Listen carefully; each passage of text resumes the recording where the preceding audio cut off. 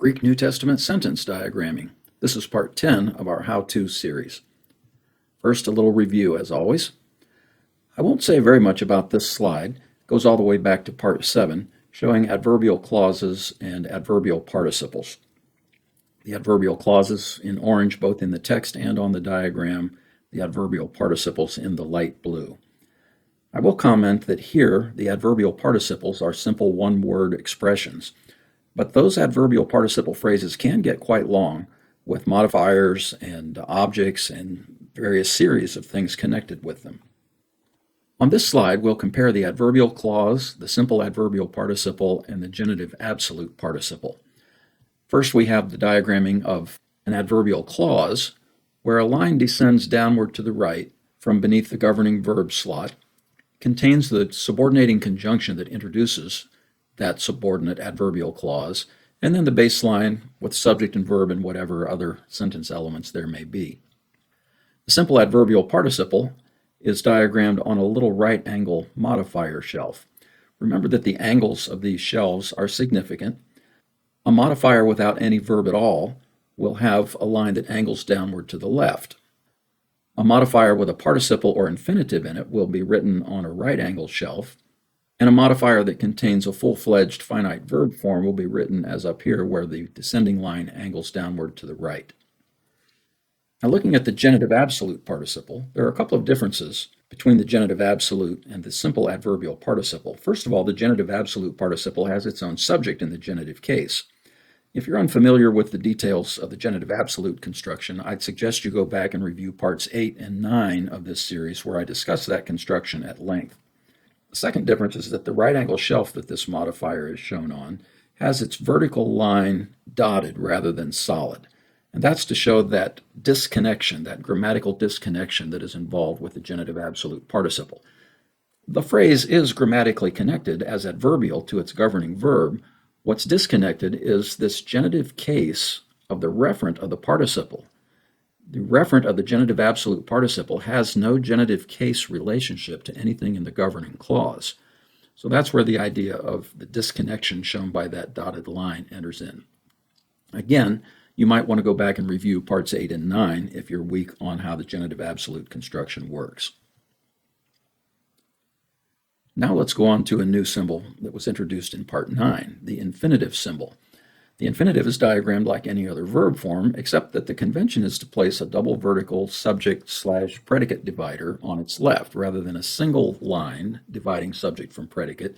With the infinitive, you get a double line.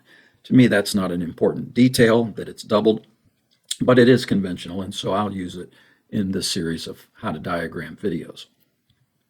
That infinitive can go on an adverb shelf, because the infinitive can be an adverbial modifier to another verb. And then there are other constructions with the infinitive that we'll be looking at later as well. The infinitive can take a direct object, or it can take a modifier, just like a regular verb form can. All right, here's a biblical example of an infinitive. We saw his star in the east and came to worship him. The infinitive, of course, showing in the light blue color. As an element in the sentence expressing purpose, it's adverbial and therefore is diagrammed under its verb as shown there in the light blue. The infinitive has a direct object, and so that's shown in a regular direct object slot.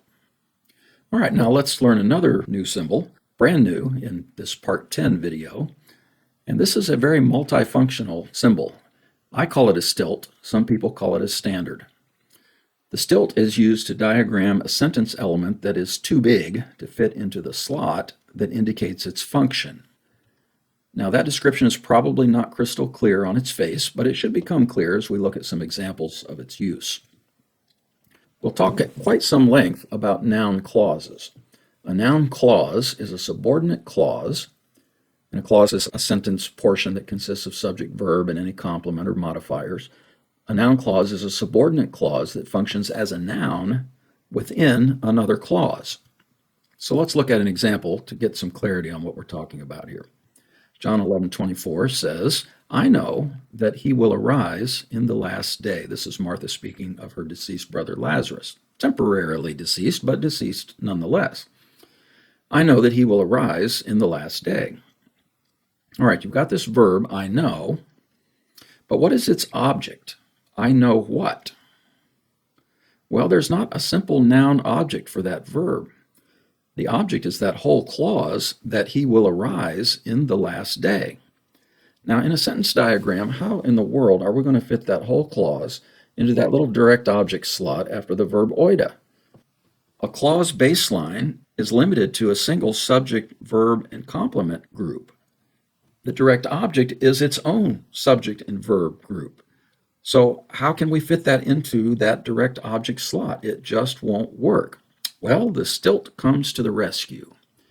And here's how it works. Here's the subject, understood subject I, with its verb know. I know. I know what?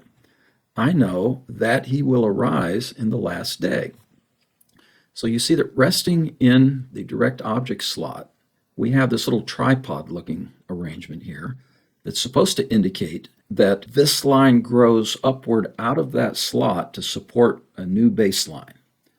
And the conjunction is written along that vertical line. The conjunction that introduces the noun clause is written along that vertical line. And then we put the baseline for that clause. Here it's just subject and verb. We don't have a complement out to the right, but we do have modifiers. I know what? I know that he will arise in the last day. Now, the verse as it's actually worded is a little longer than what we looked at in that first sentence. It includes this introductory comment, Martha says, I know that he will arise in the last day. So let's factor this in, and what you'll see is we end up with two noun clauses. Martha says what? She says all of this, I know that he will arise in the last day. So here's the stilt on which the main clause of that quotation rests, and here's the stilt on which the object of oida rests. So you can have quite a lot of complication in a Greek sentence with noun clauses. Now, a little caution to observe here about these stilts is that we recognize what direction they're drawing our eye in the diagram. Sometimes people want to start reading a diagram from the top and they see this vertical line and they think that that's showing some kind of a modifier beneath whatever it connects under. And so they would think that anastasatize is the main verb and somehow all of this down here modifies anastasatai. No, it doesn't work that way. The idea of the little stilt arrangement at the bottom is to show that what's above is standing in this place.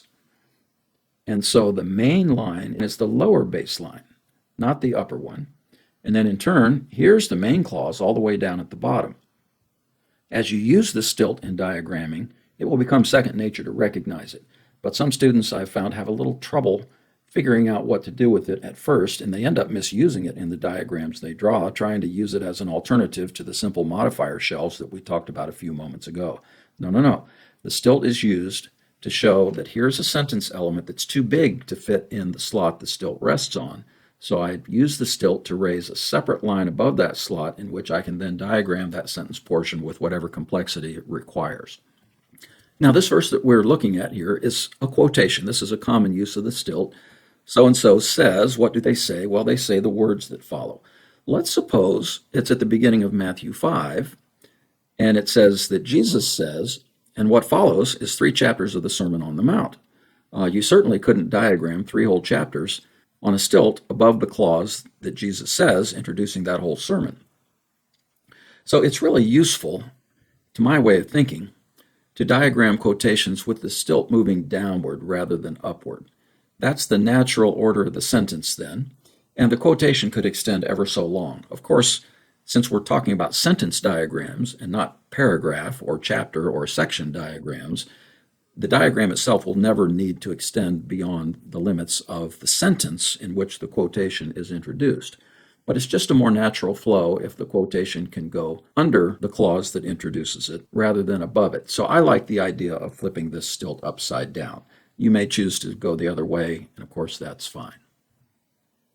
Now, sometimes the noun clause is an infinitive phrase that includes a subject and or a complement that requires a baseline elevated on a stilt. So we've talked about infinitives in the previous video. Let's bring infinitives into the discussion again as to how the stilt is often used with infinitives. So here's a biblical example, 1 Corinthians 11:3. I want you to know that the head of every man is Christ. So Paul says, I want. What does Paul want? What is the object of I want? It's not I want you. It's this whole idea, I want you to know. Then, of course, in turn, to know has an object. I want you to know what? To know that the head of every man is Christ. And then, of course, to know has its own object, which is the more extended noun clause, that the head of every man is Christ. How would this look in diagram form?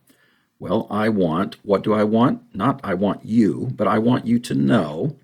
So we raise that up on a stilt so that all that looks like it's functioning as the object of thello. And then to know what? And again, we use the stilt and introduce the noun clause with hati, that the head of every man is Christ. If you get the idea that you might use the stilt in sentence diagram very often, you're on the right track. All right, another biblical example from Mark 3:20. A crowd gathers again, so that they were not able to eat.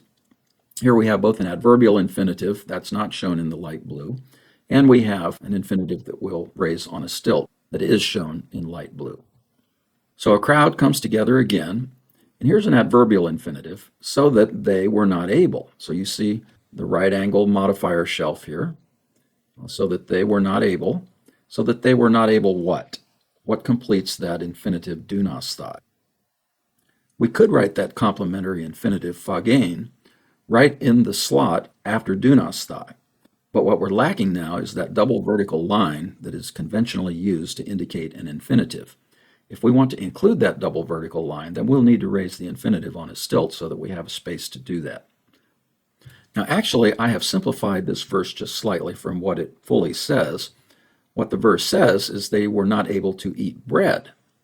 So if we're going to diagram the whole verse, including the object bread, we're definitely going to have to use the stilt in order to give ourselves a separate baseline for that object arton to be diagrammed after the infinitive phagain. All right, another biblical example, Luke 2:49. Didn't you know that it was necessary that I be in the things of my Father? This is when Jesus' parents have found him at the age of 12 in the temple, and he wonders why it took them so long to find him. We know this verse with the wording that I must be about my Father's business. But in Greek, it actually reads, in the things of my Father. That's not important to the grammar. I'm just explaining why we're not seeing the familiar wording here. So how would this diagram look? Well, you see two stilts there, one in the darker color, one in the lighter blue. Let's start at the bottom. Do you not know? Do you not know what? Do you not know that it is necessary? The verb de is an impersonal verb. That means it does not take persons as its subjects. It takes an infinitive as its subject. There are two common impersonal verbs in the New Testament. De, it is necessary, and existin, it is lawful. The forms in which we learn those verbs are third-person singular forms, not the typical first-person singular vocabulary form. And we learn the meaning not as I do the action, but it is necessary, it is lawful. And those are reminders that these are impersonal verbs. They take infinitives as the subject. The stilts we've been seeing up until now have all been in the object slot after a verb, but look at this stilt. It's in the subject slot before de because the infinitive here is telling us what is necessary. What is necessary? For me to be in the things of my Father. I've put the Greek word pragmas in here to just give the idea of the things, in the things of my Father. So not all noun clauses are object clauses. Sometimes they're the subject clause. All right, infinitives and noun clauses are not the only constructions that take a stilt. A substantival participle can also use a stilt if there's a complement or any kind of modifier to the participle. So a biblical example from John 4:13. Everyone drinking from this water will thirst again. And I'll show this diagram. The one drinking from this water will thirst again. Who will thirst? What's the subject of the verb dipsese? The one drinking from this water will thirst again. And because the participle pinon has an adverbial modifier, the prepositional phrase there, it works best to elevate that on a stilt so that we have a good place to diagram that prepositional phrase. Now you might say, well, wait a minute, couldn't you just put pinon in the subject slot and diagram that prepositional phrase directly under it? And that's a very good question. You theoretically could do that, but the substantival participle is capable of taking two different kinds of modifiers. Think about what a substantival participle is for a moment. It's a verb form. A participle is a verbal adjective. It's a verb form. The substantival use of the participle has that verb form functioning as a noun. And so because of this hybrid nature, it's a verb, but it's a noun, it can have two different kinds of modifiers. It can have an adverbial modifier, modifying the verbal element involved, or it can have an adjectival modifier, modifying the noun element involved. By raising the participle up on the stilt and giving it its own baseline, we make a distinction between modifiers modifying the verbal idea. Those are written directly under the participle, whereas an adjectival modifier for the noun idea can then be written under the slot in which the stilt rests. So actually, if you look closely at my diagram and you look closely at the text I'm diagramming, you see that my diagram omits a word. Did you notice that? The adjective pos in the Greek sentence is nowhere in my diagram. Where would that go? Well, here's where it goes, because pos modifies the noun idea of the one drinking, everyone drinking. So I like the idea of elevating these substantival participles on a stilt so that we can differentiate between adverbial modifiers and adjectival modifiers. The adverbial modifiers go directly under the participle on the line that's raised up by the stilt. The adjectival modifiers go under the slot that that stilt rests in. John 19:12 is another example. The one making himself a king speaks against Caesar. That diagram looks like this. Who speaks against Caesar? The subject is the one making. What does he make? He makes himself a king. By the way, maybe you recognize the predicate accusative construction here. The object, auton, is followed by an object complement, predicate accusative, whichever term you prefer, basileia, king. The one making himself to be a king is the idea. That's the whole subject phrase indicating who it is that speaks against Caesar. We learned that predicate accusative in the previous video, so I thought I would bring it into this one again for a little review. The stilt has nothing to do with the fact that we have a predicate accusative here. The stilt is due to the fact that we have a substantival participle that we want to raise up off the main baseline. From Matthew 13:18, here's an example. You then hear the parable, we're familiar with the language, the parable of the sower. In Greek, there's actually a participle there rather than a noun, the parable of the one sowing. To diagram that expression, we can either draw it like this. Notice we just have a simple participle. It has no direct object. It has no modifier of any kind. But still, we can raise it on a stilt if we want to do that because it's kind of conventional to do it that way. But sometimes you're drawing a sentence diagram where space is really at a premium because you're diagramming a very long sentence and you don't want to waste space. In my opinion, this is a very fine alternative where we just dispense with the stilt, put that simple participle on a simple modifier shelf, just as though it were a genitive case noun. So take your pick.